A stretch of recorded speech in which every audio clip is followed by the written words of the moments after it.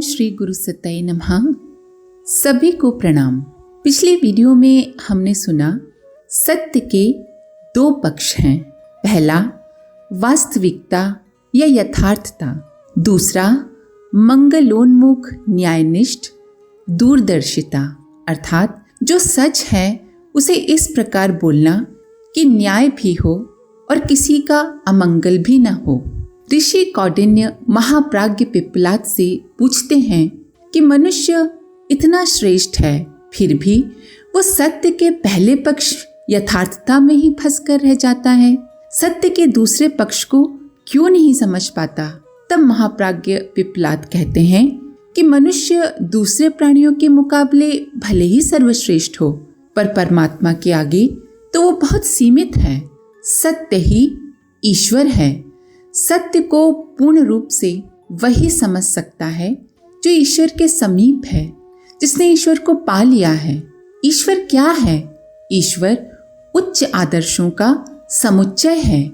ज्यों-ज्यों मनुष्य उच्च होता जाता है, त्यों-त्यों वो सत्य को अच्छे से समझ पाता है। ये तो बात हुई आध्यात्मिक दृष्टि की।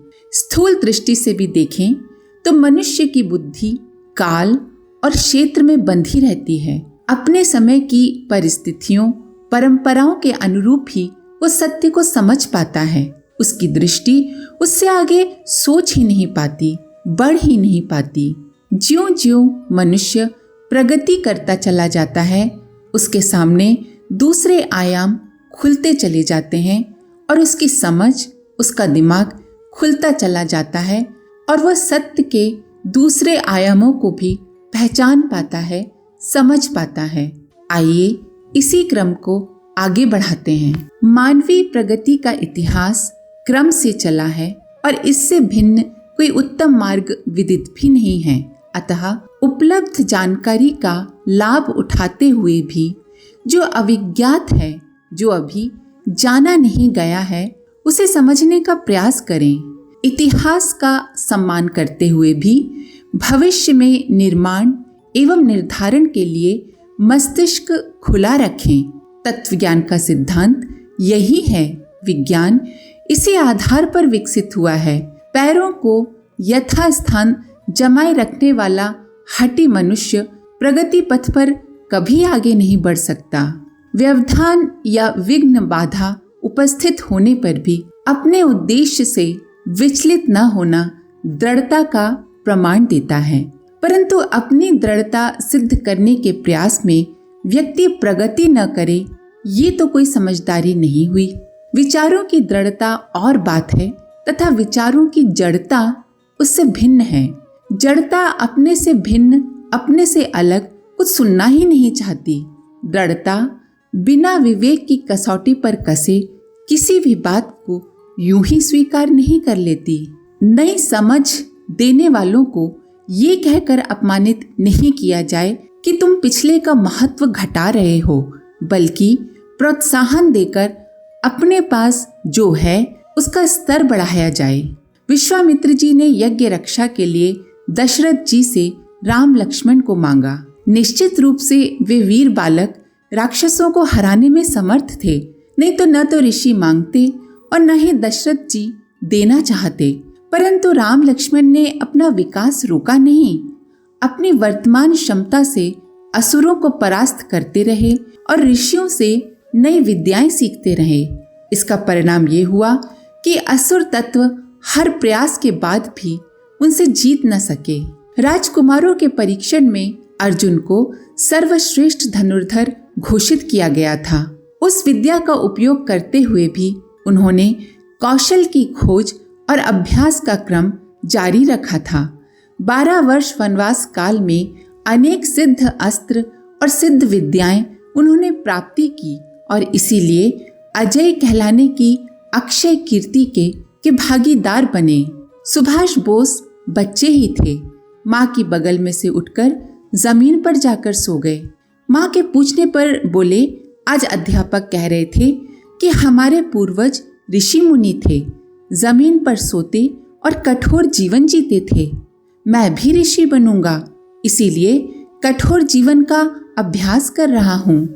पिताजी भी जग गए। उन्होंने कहा, जमीन पर सोना ही पर्याप्त नहीं है, ज्ञान संचय और सेवा में संलग्न होना भी आवश्यक है। अभी तुम माँ के पास सो जाओ, बड़े होने पर तीनों काम करना। सुभाष ने अध्यापक की ही नहीं, पिता की बात भी गिरह बांध ली।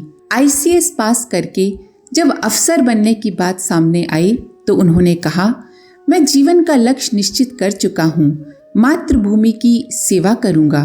बचपन का निश्चय उन्होंने मरने तक निभाया। ऐसे होते हैं महामानव। एक व्यक्ति की नाक कट गई। उसने उपहास से बचने और साथ रहने के लिए औरों को भी वैसा ही बना लेने का कुचक्र रचा। लोगों से कहना शुरू किया कि नाक की आड़ में भगवान छिपे थे। अब नाक कट जाने पर उनके प्रत्यक्ष दर्शन होते हैं। बात पर विश्वास करके अन्य लोगों ने भी अपनी नाक कटवा ली। दर्शन तो किसी को नहीं हुए, पर उपहास से बचने के लिए सभी लोग झूठ मूठ ऐसा ही कहने लगे कि अब तो हमें भगवान के प्रत्यक्ष दर्शन होते हैं। धीरे धीरे एक बड़ा नकटा संप्रदाय बन गया। बात राजा तक पहुंची। वो भी नाक कटाने को तैयार हो गए। बूढ़े मंत्री ने रोका और कहा, पहले मैं कटा लेता हूँ, यदि बात सच हो तब आप कटाना। वैसा ही हुआ। मंत्री को भी संप्रदाय वालों ने वही पट्टी पढ़ाई, पर उसने झूठ बोलने से इनकार कर दिया। जब राजा ने सही स्थिति जानी तो उन बहकाने वालों को पकड़कर कठोर दंड दिया। इन दिनों अक्ल के अंधों के पीछे चलने वाले अक्ल के अंधों की कमी नहीं है, जो एक एक करके जाल में फंसते हैं और गर्त में गिरते चले जाते हैं। इंद्र और दैत्यराज विरोचन प्रजापति के पास जीवन का मार्ग समझने की जिज्ञासा लेकर एक साथ पहुंचे। प्रजापति ने उन्हें एक सूत्र दिया, शरीर को समझो। दैत्य विरोचन ने मान लिया कि यही अंतिम सत्य है। अपने परिजनों को भी यही बताया कि शरीर को समझो, संभालो और इसके सुख के लिए सुविधाएं जुटाओ। इसी में जीवन की सार्थकता है। पर इंद्र ने जिज्ञासु भाव बनाए रखा। शरीर का अध्ययन करते हुए उन्हें प्राण का आभास हुआ तो पुनः प्रजापति के पास पहुंचे। प्रजापति ने पुनः सूत्र दिया। यही क्रम चलता रहा और इंद्र क्रमशः शरीर के अन्नमय, प्राणमय, मनोमय, विज्ञानमय और आनंदमय कोशों का रहस्य समझते हुए पूर्ण ज्ञान प्राप्त कर सके। एक लकड़ी पानी के किनारे पड़ी थी। उसे 3 जानवर खींच रहे थे। मछली नीचे ले जाना चाहती थी, बतख ऊपर उड़ा ले जाने की फिराक में थी और कछुआ जमीन पर घसीट रहा था। तीनों पूरा जोर लगा रहे थे, पर लकड़ी जहां की तहां रही, 1 इंच भी आगे न बढ़ सकी। इसी प्रकार मन, बुद्धि और चित्त जीवन की गाड़ी को अपनी अपनी दिशा में ले जाना चाहते हैं, पर लक्ष्य एक न होने के कारण जीवन जहां का तहां बना रहता है, रुक जाता है, जरा भी प्रगति नहीं हो पाती। यही बात जीवन के हर पहलू पर लागू होती है।